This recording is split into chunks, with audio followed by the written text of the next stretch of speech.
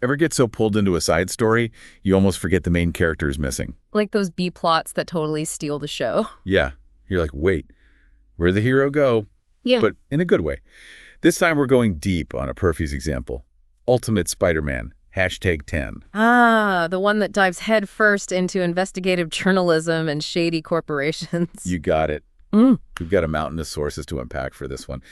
The issue itself, obviously, a really enthusiastic, in-depth review, some heated debates on Reddit, and even the official breakdown from Marvel. And we can't forget that awesome cover art. Oh, right. Jonah Jameson caught in the Green Goblin's claws reflected in Spider-Man's eye. It's like it foreshadows the whole issue visually, don't you think? Definitely. Even when Spidey is off-panel, his presence, or at least the fallout from his actions, looms over everything. Okay, so for anyone who hasn't jumped into the Ultimate Universe, how would you set the scene? What makes it different from, say, the Spider-Man movies everyone and their grandma has seen? Think familiar faces, but with this whole new web of relationships. This is a world where Peter Parker's life has taken some serious detours. Like his Uncle Ben, totally alive and kicking and a real force to be reckoned with in investigative journalism. And who's his partner in, I guess you'd call it crime exposing? None other than Jonah Jameson. Who knew those two would make such a dynamic duo? It is a bit of an odd couple pairing, right? But it works because they both believe in truth and justice, even if they go about it in totally different ways. And they have this shared history that adds another layer of complexity. They both left the Daily Bugle after some major clashes with its owner, Wilson Fisk, a.k.a. the Kingpin. So they've already got this history of standing up to power, even when it ruffles some feathers. And in this issue, they're chasing after what they're calling the story of the century, right? Exactly. Their investigation is all about the Kingpin's connection to this recently sold company called Stark Stain. And this isn't just any old corporate takeover. There are whispers of manipulation and backroom deals everywhere. And that's where Ben and Jonah's talent for digging up the truth comes in. The review really emphasized how seriously they take this investigation. It's not about grabbing headlines, it's personal. Absolutely. They're like dogs with the bone following the money trail, connecting the dots, even when it leads to some uncomfortable truths. Like that scene at the Long Island Golf Club where they confront James Wesley, Fisk's right-hand man. Oh man, that was intense. The Reddit threads were blowing up about that one. Everyone is saying how satisfying it was to see Wesley squirm when Ben and Jonah called him out on the Stark Stain sale. It's classic underestimation, Wesley, and everyone else sees Ben and Jonah as yesterday's news stuck in their ways. But what they don't realize is that their experience, their old-school methods, are what makes them so effective. And speaking of effective, we have to talk about the art in this issue and how it adds to the story. David Messina's art is phenomenal in this issue. He captures the grit of investigative journalism, the mountains of files, the late nights, but also the heightened reality of the Ultimate Universe, where a casual conversation can turn into a showdown with the Green Goblin, just like that. It's this mix of realism and comic book energy that makes it work. The reviewer pointed out how those scenes of Ben and Jonah hunched over documents could have been boring visually, but Messina injects so much life into them. You feel the weight of their investigation, the mental toll it's taking just from their expressions, the way they're hunched over their desks. Exactly. You're right there with them feeling the exhaustion, but also the thrill of uncovering the truth. Yeah. And you can't miss the use of shadow and light.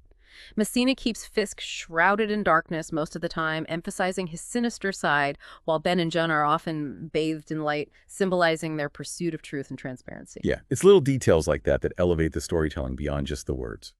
But speaking of words, things get really juicy when Ben and Jonah's investigation leads them to Oscorp. Oh yeah, because Oscorp, if you remember, is owned by none other than Gwen Stacy, who just so happens to be married to Harry Osborn. Talk about adding another layer of complication to their investigation. Talk about awkward. So how does Gwen react when Ben and Jonah show up with what they've dug up about Stark Stain? Not well. Let's just say she's not thrilled about the idea of her company being linked to the Kingpin's dirty dealings. That's putting it lightly. From what I read in the review, she pretty much loses it. It's a side of Gwen we don't often see. She's usually so composed, in control. But this clash with Ben and Jonah reveals a vulnerability, this fear of losing everything she's worked for. Which makes her next move even more interesting, or maybe desperate. For sure. Because when Gwen is faced with the possibility of being exposed, she does what any CEO in her position would do. She calls for backup, but not the kind of backup you might expect. Wait, she calls in the Green Goblin, her husband, to deal with a couple of reporters. Bold move, right? Yeah. Even for someone as ruthless as Gwen Stacy. And that's where things get really interesting. But here's where Hickman throws a real curveball. Instead of this big superhero showdown, we get this really nuanced confrontation. Picture this.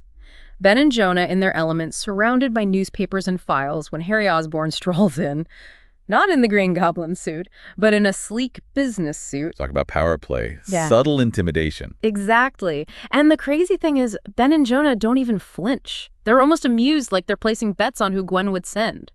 It shows how experienced they are, how they understand that in their world, threats can come from anywhere. So instead of freaking out, they're practically offering Harry a drink and saying, about time you got here. In a way, yeah. And it's not just them being brave. They see something more in Harry, like a glimmer of good beneath the surface. Don't forget, Ben has a real knack for seeing the best in people, even after everything. So what happens next? Does Harry actually threaten them? He implies it, definitely. There's this underlying tension, like he could unleash the Green Goblin any second. But the most interesting part is the conversation they have. Ben straight up confronts Harry about being the Green Goblin, asks if he's really in control or just a puppet for Gwen. Whoa, no beating around the bush there. How does Harry take that? It's a huge moment. Maybe You can practically feel Harry's inner struggle. His loyalty to Gwen battling with his own sense of right and wrong. He even admits that, yeah, he could silence them, end them, is how he puts it. But he can't bring himself to do it. Interesting. So maybe there's still hope for Harry. Maybe he's not too far gone. That's the million-dollar question, right? Is he truly conflicted, or is he playing some deeper game?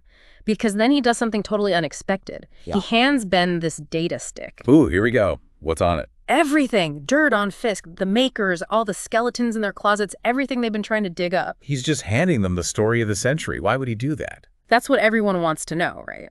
Some readers think Harry's trying to play both sides, take down Fisk, but protect Gwen.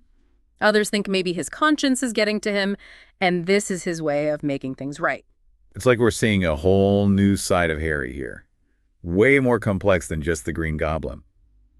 But it also puts Ben and Jonah in a really dangerous position.